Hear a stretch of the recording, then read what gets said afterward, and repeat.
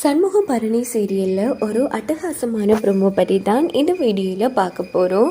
அதுக்கு முன்னாடி நம்ம சேனலை மறக்காமல் சப்ஸ்கிரைப் பண்ணிவிடுங்க. இங்கே பார்த்தோன்னா நம்ம முத்துப்பாண்டி இசக்கியோட ரொமான்ஸுக்கு ஒரு அளவு இல்லாமல் போயிடுச்சு. ஸோ ரொம்ப அல்டிமேட்டாக இருந்துச்சுன்னே சொல்லலாம். ஸ்கிப் பண்ணாமல் ஃபுல் வீடியோவையும் பாருங்கள். இங்கே பார்த்தோன்னா பரணியை சமாதானப்படுத்துறதுக்காக நம்ம சண்முகம் இருக்காங்க இல்லையா, அவங்க முக்காடு போட்டுட்டு நேராக நம்ம பரணியோட கிளினிக்கு வராங்க. இது நம்ம பரணி கெஸ் பண்ணிடுறாங்க. திருட்டு பயிலை வேஷம் போட்டு வந்திருக்கேன் அப்படின்னுட்டு. ஆமாம் சார், உங்களுக்கு என்ன வருத்தம்? எனக்கு மனசே சரியில்லை மேடம், ரொம்ப காய்ச்சல் அடிக்குது அப்படின்னு சண்முகம் சொன்னதும், ஆஹா அப்படியா, சரி இந்த மாதிரி ஊசு போட்டால் சரியாயிடும் அப்படின்னுட்டு ஒரு பெரிய ஊசை காமிச்சதும், அடி பாவி என்னடி என்ன கொல்ல பார்க்குற அப்படின்னு சொல்லிட்டு நம்ம சண்முகம் அலறி அடிக்கிறாங்க. டே இப்போ எதுக்குடா நீ திடீர்னு இங்கே கிளினிக்கு பொறிச்சிருச்சு என்ன அந்த வெங்கடேஷனை பார்க்க வருவான்னு சந்தேகத்தில் பார்க்க வந்தியா அப்படின்னு பரணி கேட்குறாங்க.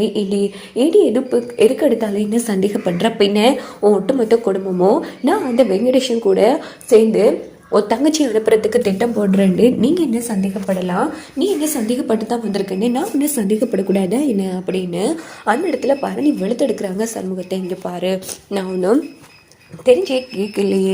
ஆரம்பத்தில் நீ வெங்கடேஷனுக்கு ஆதரவாக இருந்த அந்த ஒரு காரணத்தால் தாண்டி கேட்டேன்.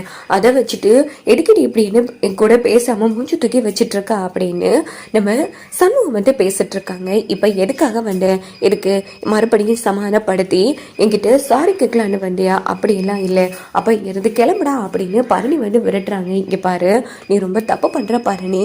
யாரு நான் தப்பு பண்ணுறேன்னா? நீ தான் தப்பு பண்ணுற. ரெண்டு பேர் தங்கச்சிட வாழ்க்கையும் அடிச்சு தப்பு பண்ணிட்டு இருக்கா அப்படின்னு நம்ம பரணி சண்முகத்தை வெளுத்தெடுத்துடுறாங்க.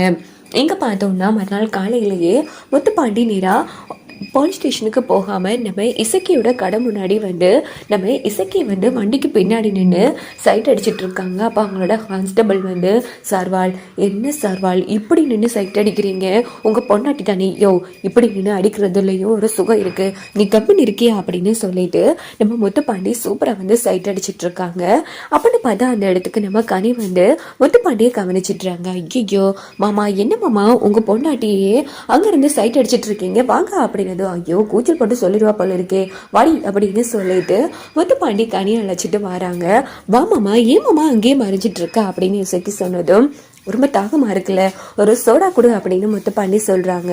அப்படின்னு பார்த்து நம்ம சண்முகத்தோட அப்பாவும் வந்துடுறாங்க. மாமா நீ எனக்கு 15 ரூபா பாக்கி கொடுக்கணும், குடும்பமா அப்படின்னு கனி சொன்னதும், விட்ட மாட்டாளே மாப்பிள்ள, அவளோட கடனை முதல் தேடுங்க அப்படின்னு கனியோட அப்பா சொன்னதும், இந்த இதுல 20 ரூபாய் இருக்கு, 5 ரூபா நீயே வச்சுக்கோ அப்படின்னதும், இந்த பக்கம் அந்த இடத்துல நம்ம கனி 5 ரூபாயோ அக்காவுக்கு கொடு அப்படின்னதோ, ஹலோ 15 ரூபாய்க்கு வட்டி சரியாயிடுச்சு, அடி பாவி மா, என் புருஷன்கிட்டயே நீ வட்டி வாங்குறியா அப்படின்னு நம்ம இசைக்கு பேசிட்டு இருக்காங்க. இந்த பக்கம் பார்த்தோம்னா சரி இது சோடா கொடு அப்படின்னு முத்துப்பாண்டி சொன்னதும் நம்ம இசைக்கு ஒரு சோடாவை கொடுக்குறாங்க. அப்போ 2 பேருமே கையை பிடிச்சிட்டு ரொமான்டிக்கா லுக் விட்டுட்டு இருக்காங்க. இதை பார்த்து நம்ம இசைக்கியோட அப்பாவும் கனியை ரொம்ப சந்தோஷப்படுறாங்க.